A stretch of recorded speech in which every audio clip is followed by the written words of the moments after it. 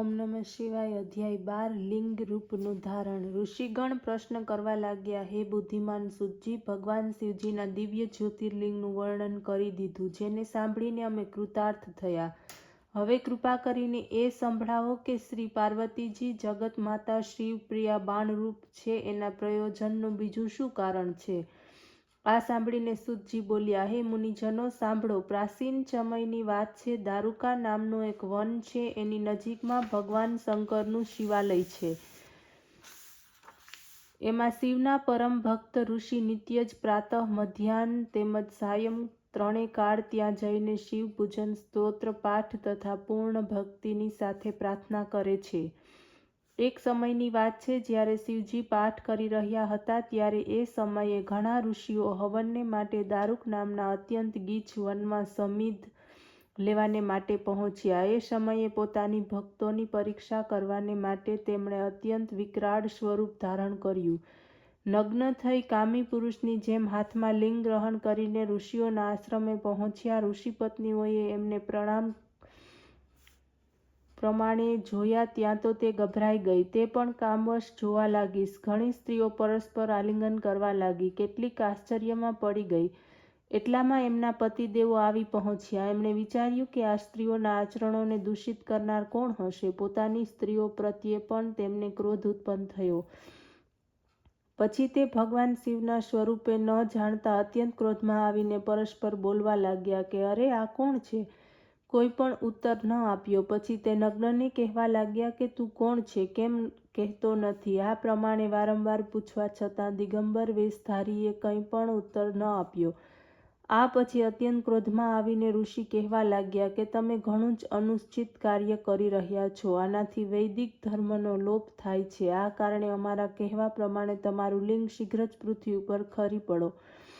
આ પ્રમાણે જ્યારે ઋષિઓએ કહ્યું, ત્યારે તો તે ક્ષણે ભગવાન શંકરનું લિંગ ભૂમિ ઉપર પડી ગયું. પ્રજ્વલિત અગ્નિની જેમ આમ તેમ ભ્રમણ કરતું જીવજંતુઓને પીડા આપવા લાગ્યું. આ જોઈને બધા જ ઋષિઓ ગભરાયા. તરત જ બ્રહ્માની પાસે પહોંચ્યા. સંપૂર્ણ વૃત્તાંત કહી સંભળાવ્યું. ત્યારે બ્રહ્મા સમજી ગયા કે સર્વ ઋષિઓ શિવજીની માયાથી વશીભૂત બની ચૂક્યા છે. એમ જાણીને તે બોલ્યા, હે ઋષિઓ, આ તમે શિવજીની સાથે શત્રુતા કરીને ઘણું જ અનુચિત કાર્ય કર્યું છે. જુઓ, મનુષ્ય માત્રનો ધર્મ છે કે મધ્યાહ્ન કાળે ઘરમાં આવેલા અતિથિનો યોગ્ય સત્કાર કરવો. એમ ન કરવાથી તે પૂરો પાપનો ભાગી થાય છે. હવે વાત એમ છે કે જ્યાં સુધી ભગવાન શંકરનું લિંગ એક સ્થાન ઉપર સ્થિર ન થાય, ત્યાં સુધી આવા પ્રકારના ઉપદ્રવ થતા જ રહેશે. જો તમે સંસારનું હિત ઈચ્છો છો તો ભગવાન શંકરના જ્યોતિર્લિંગનું ચિંતન કરો અને તે લિંગની સ્થાપના માટે સર્વપ્રથમ જગદંબા પાર્વતીની સ્તુતિ તેમજ આરાધના કરો. તમારા સર્વ ઉપાય દ્વારા તે શ્રી પાર્વતીજી યોનિરૂપે થશે. ત્યારે પછી ભગવાન શંકર તમારા પ્રાર્થના દ્વારા પ્રસન્ન થઈને યોનિમાં સ્થિર થાય તો વિશ્વનું કલ્યાણ થાય. એટલા માટે તમે માતા પાર્વતીને પ્રસન્ન કરો. એના માટે અષ્ટદલીની રચના કરો. વળી શાસ્ત્ર પ્રમાણે એના ઉપર ઘટ સ્થાપના કરો. પછી એને પવિત્ર જળ અને દુર્વાથી ભરો. સદાશિવનું ધ્યાન કરતા વિધિપૂર્વક તેની પૂજા કરો. એ પછી સતરુદ્રીય મંત્રોનો પાઠ કરતા કરતા એ જ કળશના જળથી લિંગને સ્નાન કરાવીને તથા માર્જન વગેરે કરીને શાંત કરો. પછી યોનિરૂપ પાર્વતીજીની સ્થાપના કરીને એના ઉપર સદાશિવના જ્યોતિર્લિંગને સ્થાપિત કરો. એ પછી ચંદન, પુષ્પ, દીપ, ધૂપ, નૈવેદ્ય વગેરે ષોડશોપચાર પૂજન દ્વારા શિવજીને પ્રસન્ન કરતા પ્રણામ, સ્તોત્રપાઠ, સ્તુતિ, જ્ઞાન વગેરે કરો. ત્યારબાદ સંસારનું મંગળ થશે. સૂત પુરાણીજી બોલ્યા, આ પ્રમાણે બ્રહ્માની આજ્ઞા પ્રમાણે ઋષિઓએ જઈને માતેશ્વરી પાર્વતીજીની તથા ભગવાન શિવની વિધિપૂર્વક તેમજ પૂજા તેમજ આરાધના કરી. ત્યારે પ્રસન્ન થઈને પાર્વતીજી યોનિરૂપે થયા અને એના ઉપર જ્યોતિર્લિંગને સ્થાપિત કર્યું. ત્યાર પછી વિશ્વમાં શાંતિ થઈ. એ જ્યોતિર્લિંગ સંસારમાં હાટકેશ્વર નામથી પ્રસિદ્ધ થયું. એ જ્યોતિર્લિંગના અર્ચન, આરાધન વગેરેથી આ લોક તેમજ પરલોક સર્વ પ્રકારે સુખ પ્રાપ્ત થાય છે. અધ્યાય 13 બટુકનાથની ઉત્પત્તિ. ઋષિઓએ પૂછ્યું, હે સૂતજી, આપ કૃપા કરીને અંધકેશ્વર શિવ જ્યોતિર્લિંગ તેમજ અન્ય જ્યોતિર્લિંગોનું મહાત્મ્ય સંભળાવીને અમને કૃતાર્થ કરો. સૂતજી બોલ્યા, હે ઋષિઓ, સાંભળો. પૂર્વ સમયમાં અંધક નામનો એક દાનવ થયો હતો, જે જમીનમાં કોઈ ખાડામાં રહેતો હતો. તે ઘણો જ બળવાન હતો. તેને પોતાના બળ તેમજ પરાક્રમથી સમગ્ર વિશ્વને આધીન કર્યું હતું. એના પરિણામે જગત દુઃખી હતું. દેવતાઓએ અત્યંત દુઃખી થઈને ભગવાન શંકરની અનેક પ્રકારની પ્રાર્થનાઓ કરીને પ્રસન્ન કરવાનો પ્રયાસ કર્યો, પોતાનું દુઃખ સંભળાવ્યું. ત્યારે ભગવાન શંકર દેવતાઓને વિશ્વાસ આપતા બોલ્યા કે હે દેવતાઓ, હું જરૂર તમને પીડા કરનારને એ દાનવના સંહારનું કાર્ય કરીશ. તમે લોકો પોતપોતાની સેના લઈને એની સાથે યુદ્ધ કરવા માટે જાઓ. હું તમારી પાછળ આવી રહ્યો છું. મારા ગણ પણ મારી સાથે હશે. આ સાંભળીને દેવતા શિવની આજ્ઞાથી પોતાની સેનાઓને સમજાવીને એના નિવાસસ્થાન ઉપર પહોંચ્યા. દેવતાઓને આવેલા જોઈને એ દાનવ ખાડામાંથી બહાર નીકળ્યો. દેવતાઓએ એની સાથે ભયંકર યુદ્ધ કર્યું, જેના લીધે તે અંધકેશ્વર શુદ્ધથી પીડિત થઈ ગયો. વળી પાછો ખાડામાં છુપાયો. ત્યારે શિવજીએ ત્યાં જ તેના શરીર ઉપર ત્રિશૂળનો બરાબર વાર કર્યો. એનાથી પીડાતો આકુળ વ્યાકુળ થતો તે દાનવ સદાશિવને કહેવા લાગ્યો, હે પ્રભુ, મેં સાંભળ્યું છે કે મળતી વખતે શિવદર્શન મનુષ્યને શિવરૂપ બનાવે છે. હવે મેં આપના દર્શન કર્યા છે. હું પણ કૃતાર્થ થઈ ગયો છું. ત્યારે આવા પ્રકારની વાત સાંભળીને પ્રસન્ન થઈને સદાશિવ બોલ્યા, દાનવેન્દ્ર, હું તારી આ ભાવનાથી પ્રસન્ન થયો છું. વરદાન માંગ. સાંભળીને દાનવ બોલ્યો, શંભો, આપ ખરેખર પ્રસન્ન મન હો તો મને આપની અવિચલ ભક્તિ આપો. બીજું આ જગ્યાએ એ જ આપનો નિવાસ રહો. સૂતજી બોલ્યા. આ પ્રમાણે દાનવના વચનો સાંભળીને સદાશિવ જ્યોતિર્લિંગ રૂપે ત્યાં રહ્યા.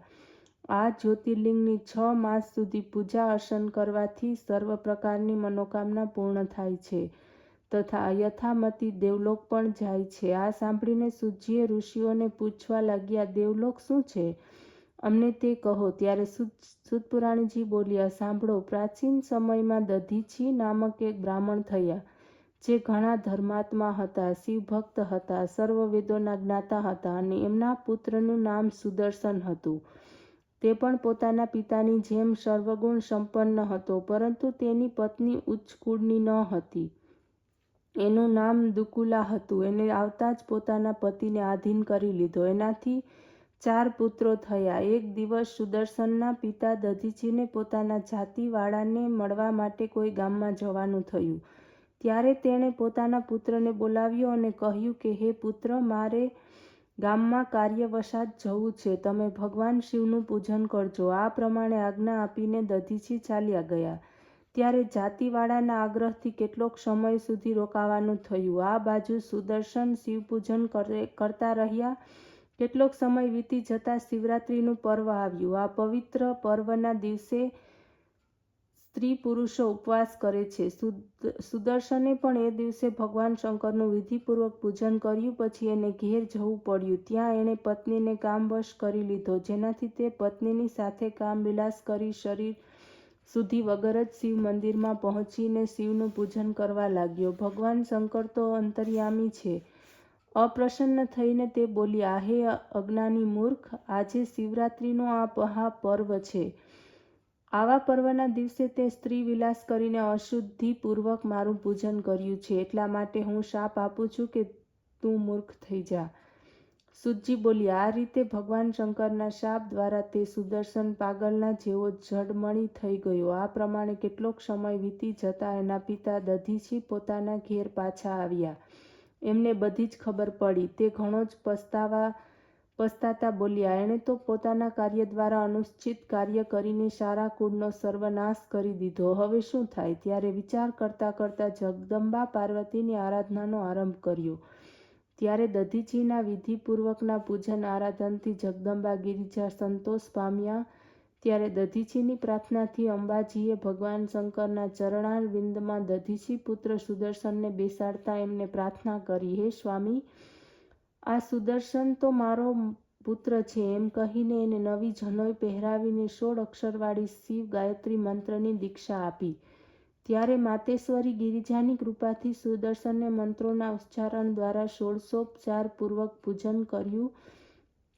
આ પ્રકારના પૂજનથી સદાશિવ પ્રસન્ન થઈ ગયા. ત્યારે સુદર્શનને કહેવા લાગ્યા કે હે વત્સ, હવે હું તારા ઉપર અત્યંત પ્રસન્ન થયો છું. મારી તારા ઉપર પૂર્ણ કૃપા છે. મને સમર્પણ કરેલા ધન, ધાન્ય, ઘી, તલ વગેરે સર્વ પદાર્થો તારા માટે જ છે. આ સર્વનો ઉપયોગ તમે કરી શકશો.